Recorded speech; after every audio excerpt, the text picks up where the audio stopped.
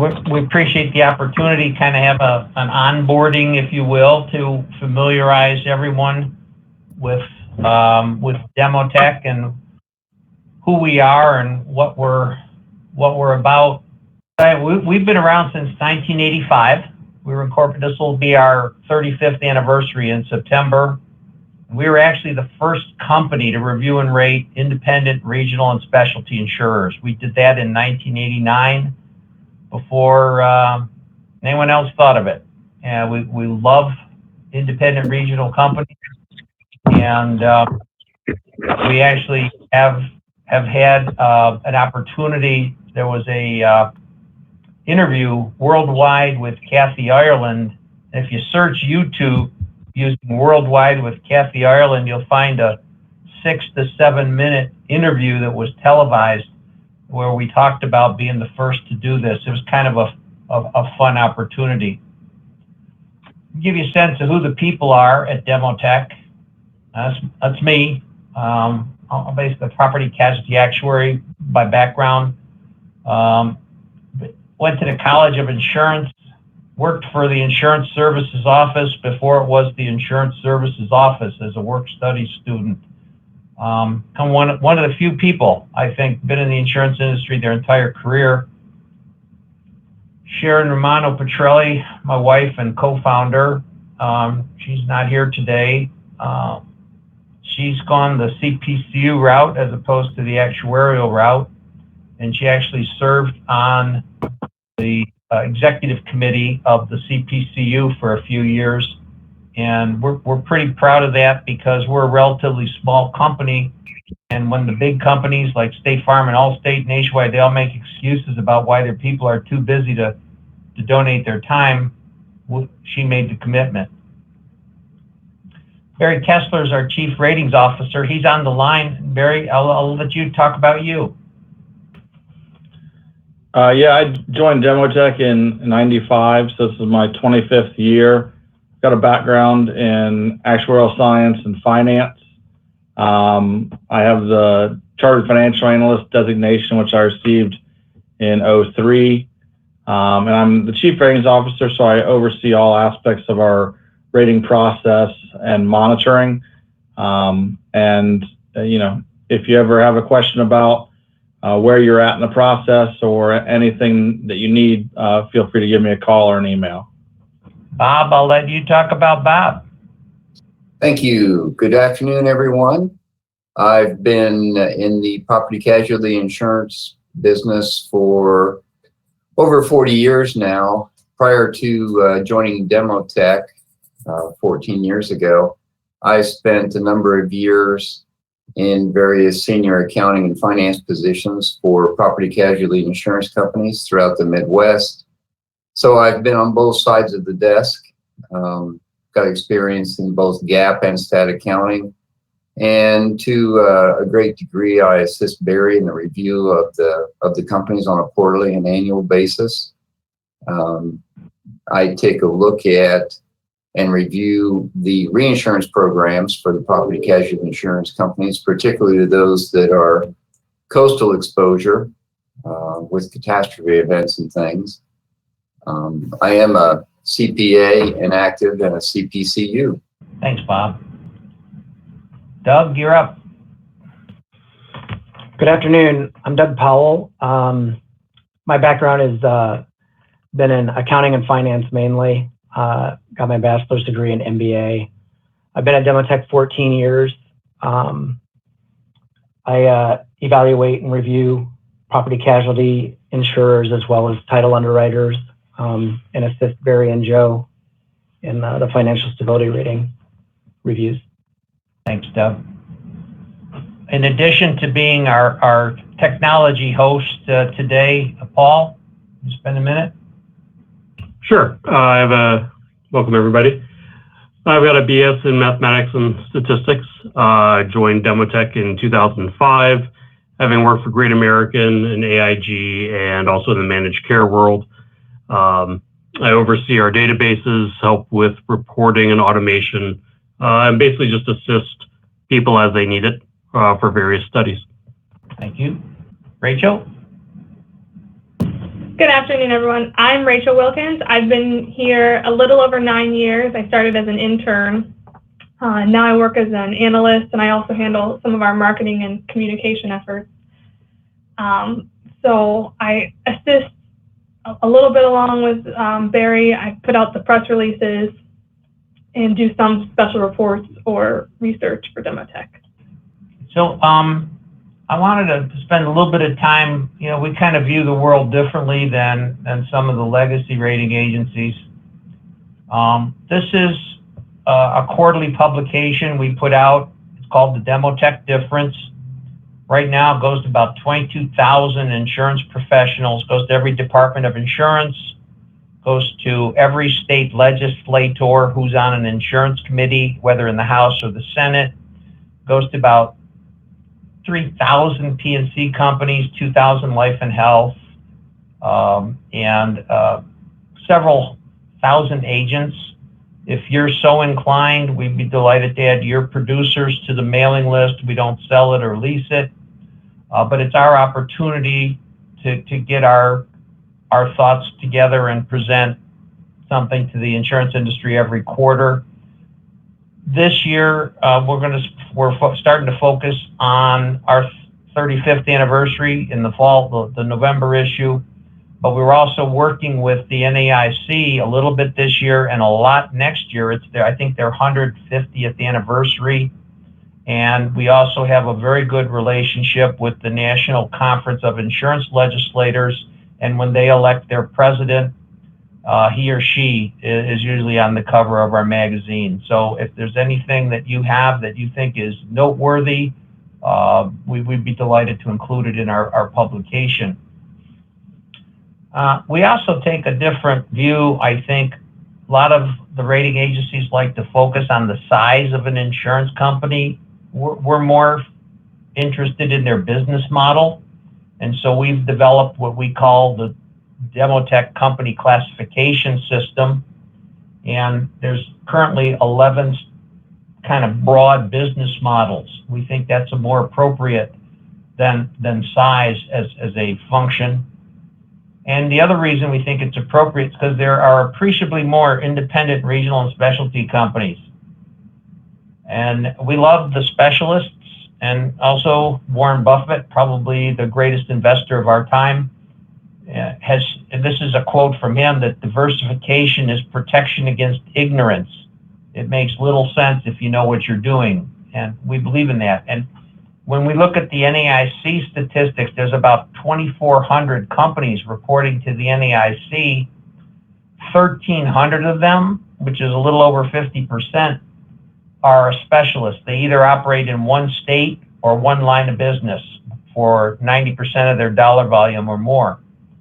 And we contrast that with the fact that there's only 60 companies that write a meaningful amount of business in every jurisdiction. And again, looking at the number of companies, the dark blue bar is the percentage of companies reporting to NAIC. So it's approximately out of 2,400. The largest 5% of the companies, about 125 companies, literally write about 60% of the business.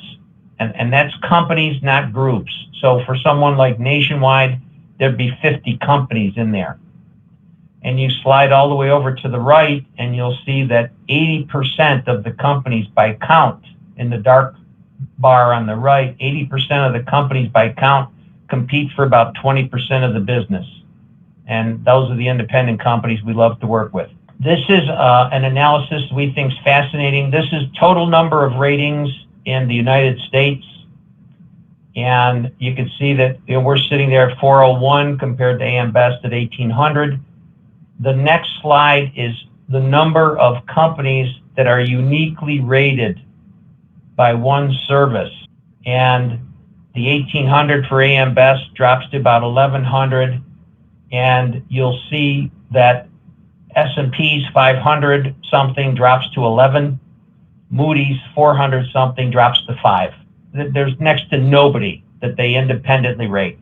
We're actually number 2 in terms of uniquely rated companies in the United States. And we're proud of that. and we're appreciative of Carolina Mutual joining the more than 400 companies we work with. Real quick, we love companies that focus on their niche, and the reason that we like companies that focus on their niche is because every element of the company is aligned to do that. Underwriting, marketing, claims, administration, everybody knows this is why we go to work, this is what we do, and we're going to do it better than anybody else because we know it better than anybody else. This is part of the financial analysis process, depending on whether it's a new company or an established company. Because Carolina Mutual is an established company, the preliminary financial stability rating was based on our review of historical, annual, and quarterly financial data. We purchased that database. It's NAIC data on a quarterly basis and an annual basis. We've been purchasing that since 1992. So we have a long history of every company that reports to the NAIC.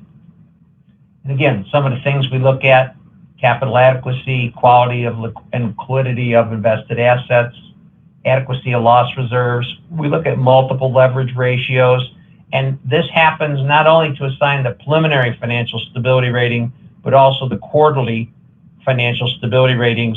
And so every quarter, Barry, Bob, Doug, Paul, Rachel, the team will review quarterly financial statements, and you'll actually get a letter that says, we looked at everything, and yep, this quarter's consistent with previous information. Or if something happens, there'll be a question where, there'll be an inquiry as to that. And we will also inquire not just if something looks a little odd on the negative side. Sometimes things will look too good, and we'll say, did this really happen? So we're confirming the stability aspect from both a high and a low point. We want that idea of stability. It's not just what we call our rating, a financial stability rating, but we think for most of the regional and specialty companies, stability is what you strive for, and so we look for stability in the operating results as well. Sometimes we get involved in looking at extended parts of the insurance process. We'll look at if there's, with an MGA, we might sometimes have a situation where we might ask for data there. We'll look at the companies who are performing actuarial services in terms of who the actuary is that's opining on loss reserves. We have access to independent audit reports to the NAIC database, and we'll also look Schedule P data and other quarterly data to see how loss adjusting and litigation's going. From time to time, we'll ask questions about disaster recovery plan, more so in a cat-prone area where there's property cat, where we want to make sure that not only is there a good catastrophe plan, but there's also an opportunity for the company to work remotely. And that's one of the reasons that we think that the insurance industry, relatively unscathed, knock on wood, by COVID and everything else, because they're used to working remote. The reinsurance treaties, I think we got a copy of those from Taylor, went through it. We always affirm reinsurance information. We can get the names of your reinsurers from Schedule F, but we need to see the treaty before we'll finalize. Again, we're going to be doing quarterly as well as annual reviews, and we'll be looking at information all year long. So it really is a fairly constant process. So we think we have the people, the philosophy, and we have the processes in place to look at financially stable companies and discern them from ones that might wind up in trouble. A couple of independent studies. There was one done by Florida State where they actually looked at Standard & Poor's, Moody's, Fitch, AM Best, and ourselves. Each of us submitted data, and I say that kind of collectively because I will say we many times when what I really mean is Barry did a lot of work. But we submitted 9 years of ratings information, and we were reviewed and compared against the legacy rating agencies, and there were 5 important results in the study where they actually made these conclusions as statements. We serve the needs of a unique group of insurers. Comparisons of our ratings to the other guys, we were quite comparable. There's also general consistency not only in what we look at, but in who we affirmed. And they thought that this was particularly important as a public policy matter. And again, a suggestion that we serve a role that's quite important and unique. The thing that's interesting to me is in 2011, when we got a copy of this study, Cassandra Cole, who is now, I think, the State Farm Professor of Insurance at Florida State University, and Kathleen McCullough, who's now the Associate Dean at their School of Insurance and Risk Management, when she called me in 2011 to say they're going to be sending me the study, she said, "We're sending you the study. Everyone else has looked at it," meaning Standard & Poor's, Moody's, Fitch, and AM Best. Says, "Unless you find a typo, there's not going to be much you're going to be able to change." And I said, all right. And so she sent it to me, and people who've received the study have asked me, they said, "Have you paid for this study?" And I said, no, it was an independent study because it's incredibly favorable to Demotech. And I can only imagine what it read like before AM Best, Standard & Poor's, Moody's, and Fitch had a chance to dilute it, because it's an incredibly favorable report of us. Another report that was done in 2018, Professor Michael Barth, who just retired as the Associate Dean at the Citadel College of Business, and Dr. Robert Klein, who worked for the Michigan Insurance Bureau for 4 or 5 years and then spent 25 years at the NAIC, where he just retired. Doctors Barth and Klein overlapped for about 10 years because Mike Barth also worked for the NAIC. So these gentlemen, between them, in terms of both being PhDs in insurance and risk management, also worked with the NAIC for about 35 years.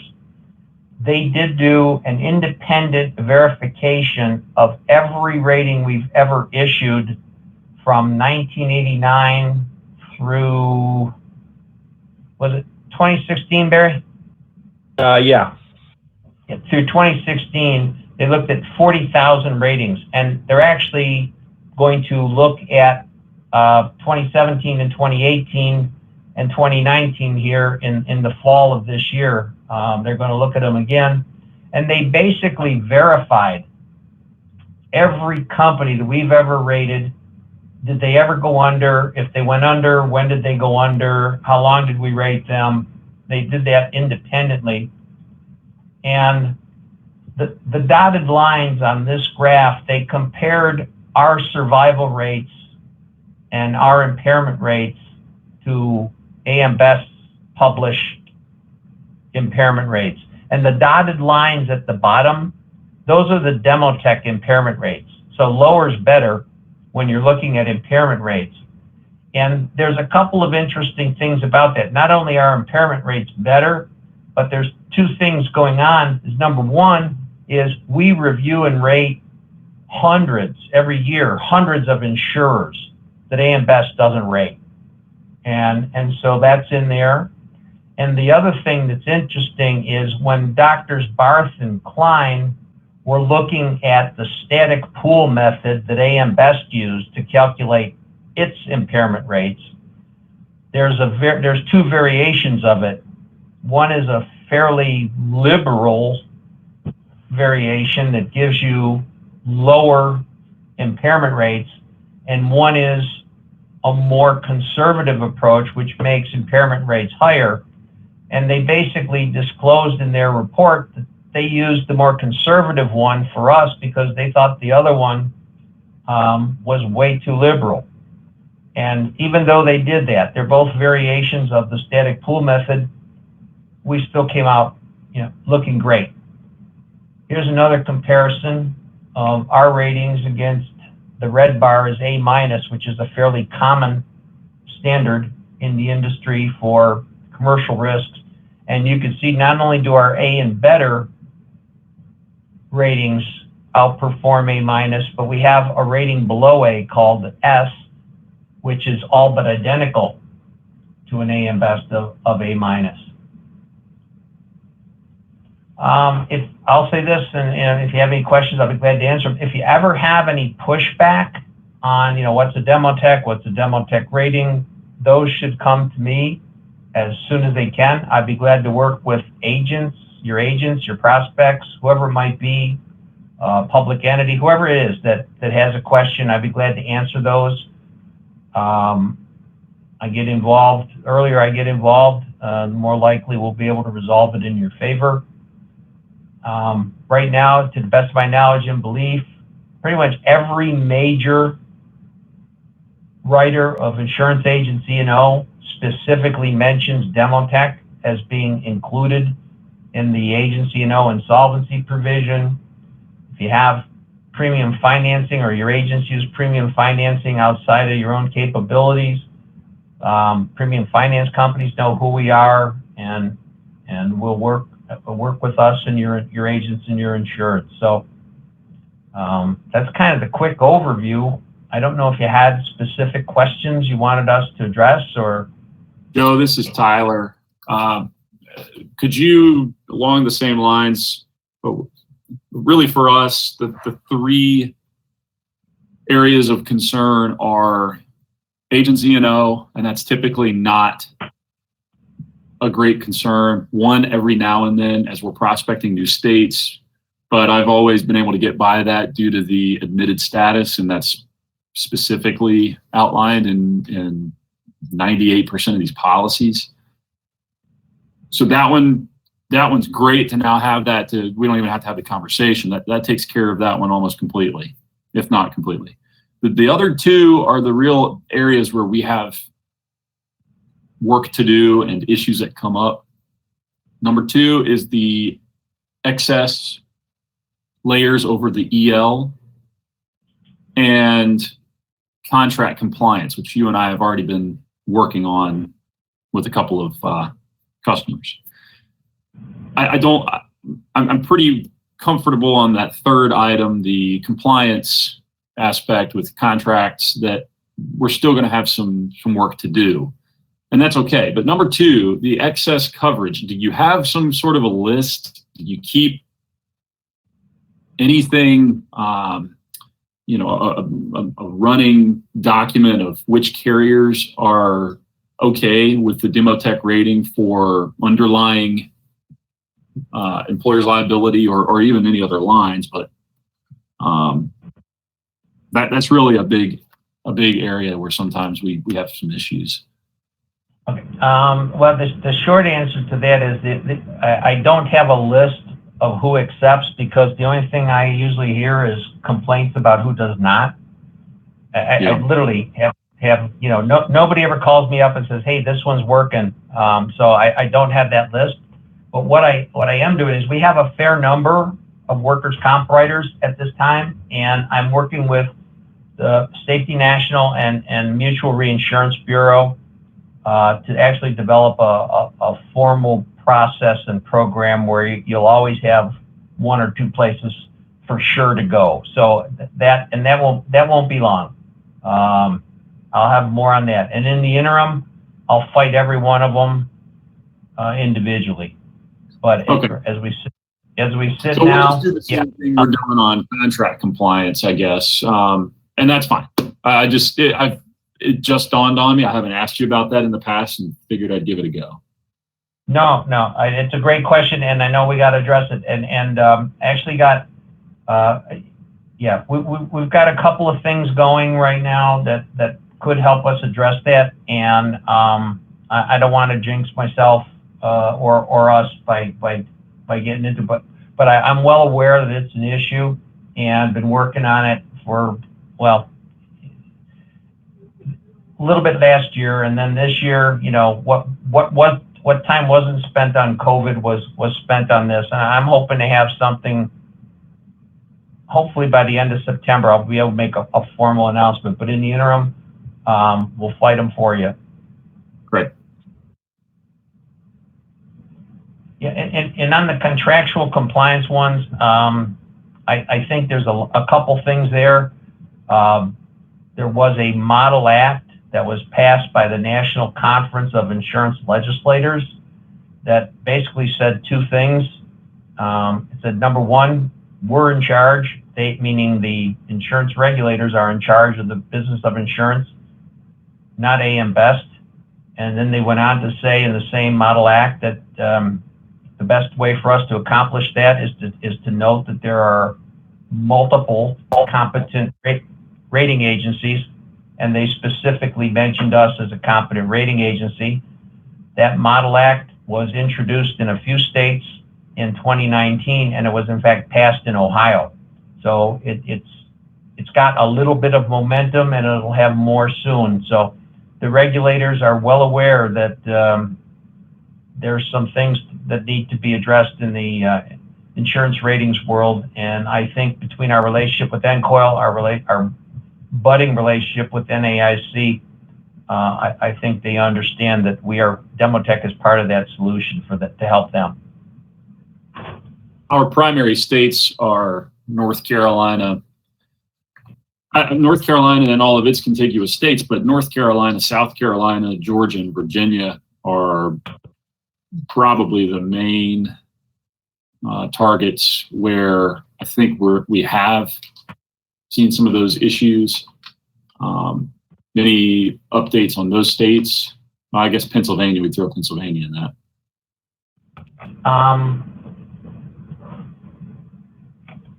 I not off the top of my head. I think right now I can get back to you on that.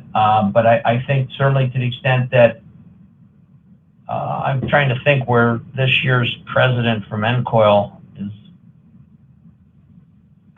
I'll get back with you on that. I know but any issues on that whole contractual compliance issue or the excess issue, feed them to me as you got them, or if you've got some situations where you've got dead files or dead proposals because of that aren't coming up yet, if you want to get those to me, I'll start working on those as well. It'll give me a little bit more specificity for getting in touch with people. That's a great idea. Yeah, anybody on the call, if you can go back through your mind of any customers that were significant to you that you remembered we lost, that wouldn't be a bad idea to maybe write them out, list them out, send them to me, and we can try to proactively take care of these issues and see if we can go back after them. Yeah, I mean, if we can get ahead of it I know some's going to come up where, you get in touch with me in the morning and I got to get back with you, all but immediately. I get that. And I'm going to do that. I live on my phone and my email. And the other thing, though, is if we have a chance to actually pull some of these, and have 2, 3, 4 months, that almost seems leisurely. So I'll be delighted. Okay. And thank you, by the way. We've been very impressed with everything so far. It's going to be a good partnership, I think. And, just as it's funny, your first assistants, that guy down in Fulton County that you were working with, he didn't tell anybody, but he was retiring like the next day. Really? So, yeah, he didn't care. So I've started that whole thing over again. I forwarded your email to the replacement, who apparently doesn't know very much of what's going on. So I appreciate you being at the ready, but really you only need to be on standby right now. We're still working on that. Well, you let me know what to do. It's I think I'm trying to think in Georgia. Well, I will say this. I mean, I think the legislators in the National Conference of Insurance Legislation, the last several presidents have been from the Southeast, so there might be something going on there. But I'd be delighted to jump in whenever you want. Okay. And I think, again, on things like where there's issues or exceptions, things that need to be done that help you sell policies, that's when you're going to want to contact me. And I think that the infrastructure we have for the review and analysis, we've had a chance to at least meet over the phone, Barry, Bob, Doug, Paul, Rachel. So they'll be kind of doing they will be doing, the quarterly reviews and discussions. But anything where someone says, gives you pushback, get those to me, and then I'll coordinate that internally. Usually I try to lead those myself because that's the way I learn.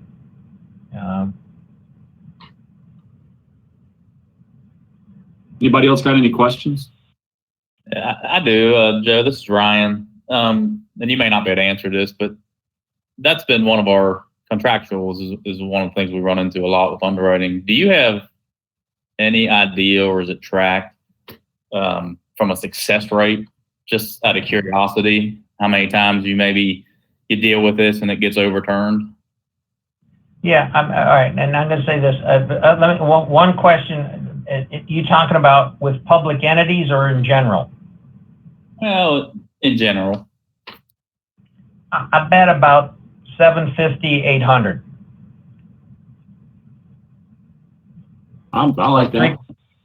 And again, I think the sooner something gets to be so that somebody doesn't get an entrenched position, the better. And again, we've also got, I think we've got some things going on that'll help us all on that whole area. But some of the things, I'll tell you what, I'll give you for instance, we do some physicians and surgeons, we do some hospitals, RRGs, and we found out from the companies that write physicians and surgeons that there's hospitals that have bylaws that were written 50, 60 years ago, where the bylaws indicate that they need to have an AM Best rating for the physician's insurance company for he or she to be admitted at the hospital. And, so we're fighting bylaws from 50 and 60 years ago. We were actually able to win a couple of those. So my point is that one of the reasons I try to coordinate these myself is I find out from the companies where these landmines exist, and some of them are just fascinating as to, where these impediments exist and how long ago they were set up. So, yeah. But anyway, I bet about 75 to 80%. If you take out public entities, probably bet a little higher than that. The public entities are a little bit more. There's no reason for them to move.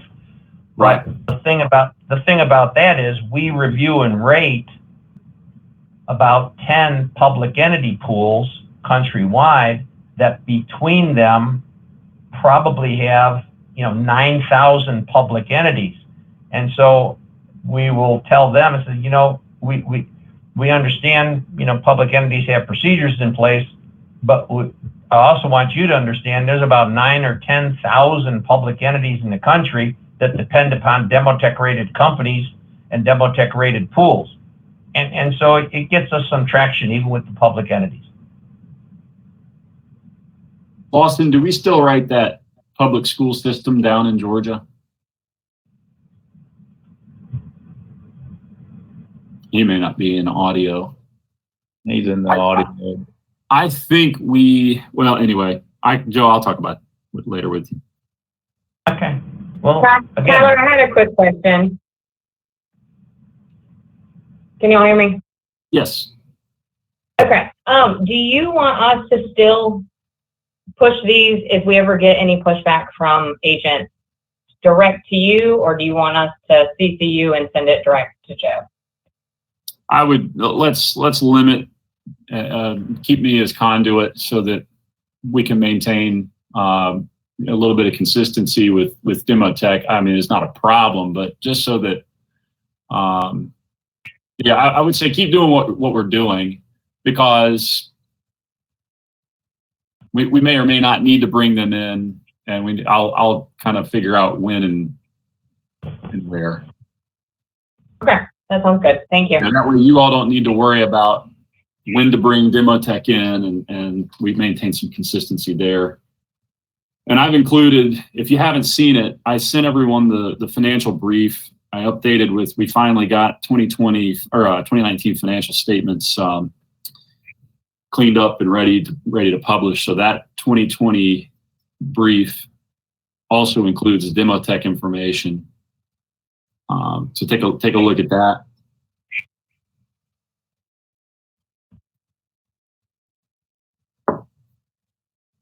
That's it for me, Joe. Unless anyone else has anything, I appreciate you all taking the time. It's important that we all, as a team, understand this partnership. It's not just a rating, that you all have a lot of value-added components that are going to be vital to us marketing and developing our business going forward. So we're excited to have not only the financial rating for Carolina Mutual, but a partner in the process of additional business acquisition. So thank you. The other thing, you had mentioned 5 key states.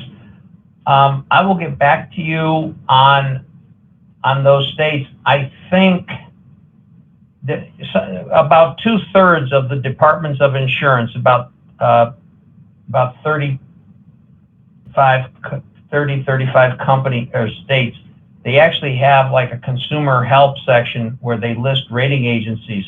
The other third don't. I'm all but positive we're on 3 or 4 at least of those states. So I can also get you a list of the states where we are specifically mentioned as a consumer resource.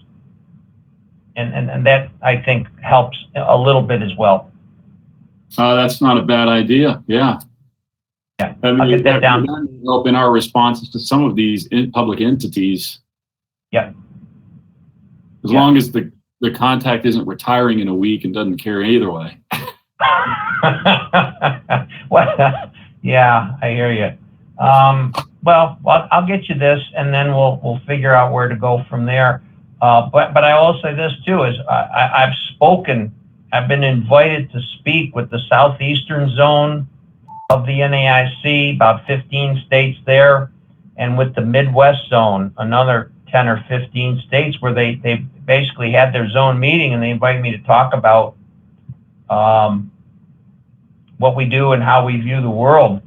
And so we're still looking to, round out the rest of the states. But I've been in front of 30 of them.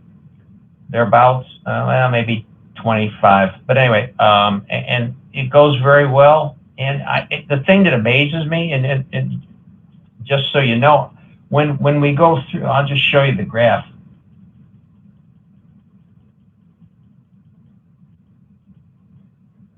When I go through this graph, and I've done it with at least 20 states now, probably 24 in the audience, and I'm talking to insurance commissioners and general counsels at departments of insurance, and they ask me, where do you get this?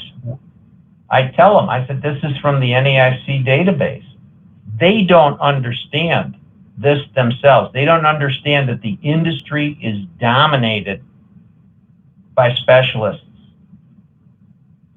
And so it's been a very educational process for me to sit in a room with insurance commissioners that have been in place, some of them for decades, and we have to explain to them that the overwhelming majority of the companies that are writing business in their state are not State Farm, they're not Allstate, they're not Nationwide, they're not Geico, they're not Progressive. They're the people you go to church with and the people, you bump into at the grocery store. And it's amazing to me that, that has to be done from the outside as opposed to within their own departments. Yeah, one more question, Brian, again, just out of curiosity, do you know, I guess, how many of your rated companies fall into the A double prime category? Is it kind of elite, I guess, I would imagine? Barry, you want to take a shot at that? Yeah.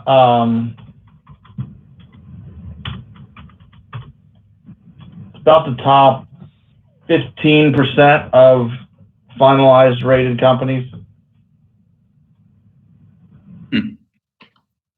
That's pretty good.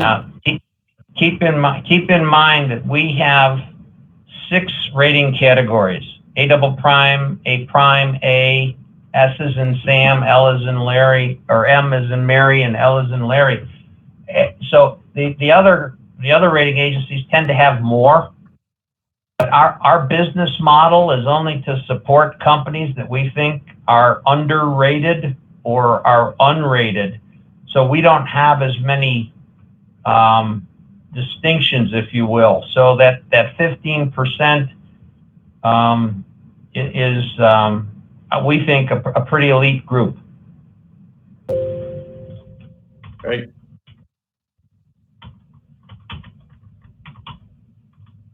Oh, I had one more. The actual rating process, is there anything in particular, maybe one or two things between the A double prime, the A prime, the A? I mean, is that a matter of surplus ratio? I'm sure it's a number of things, but is there anything that would stick out maybe as a larger weighted factor?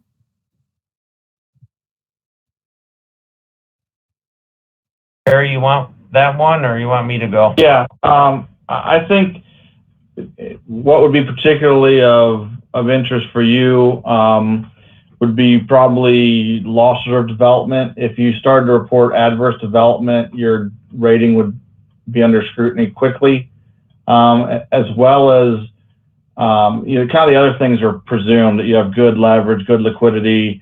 You're not changing your premium writing a lot. And then, we generally don't focus on profitability, but in order to maintain an A double prime, you'll have to have some pretty consistent profitability and on your underwriting results. Certainly not every quarter and not even every year, but you couldn't go through long stretches of net losses.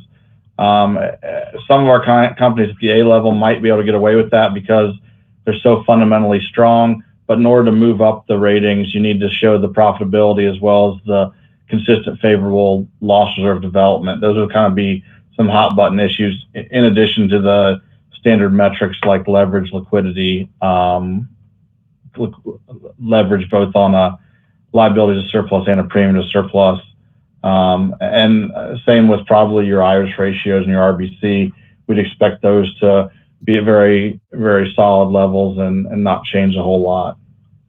Well, obviously, you all have seen, you have our ratios and you've done your analysis and we've got a rating. So I'm stating the obvious, but to get to my point, we've got ridiculous, in a good way, ridiculous loss reserve development. It's a very strong and obviously a perfect annual, and I'm knocking on wood, perfect annual underwriting track record, underwriting profit track record.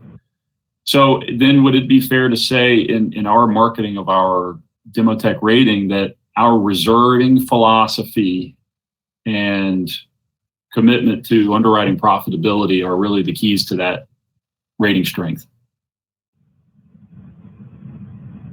Yeah, I think you can say that it's probably one of the differentiators and one of the things that keeps you where you're at. Like you said, you have your rating, and so we've already analyzed it. So you going forward, if you continue to do what you have done, then it's obviously very likely you'll maintain your rating.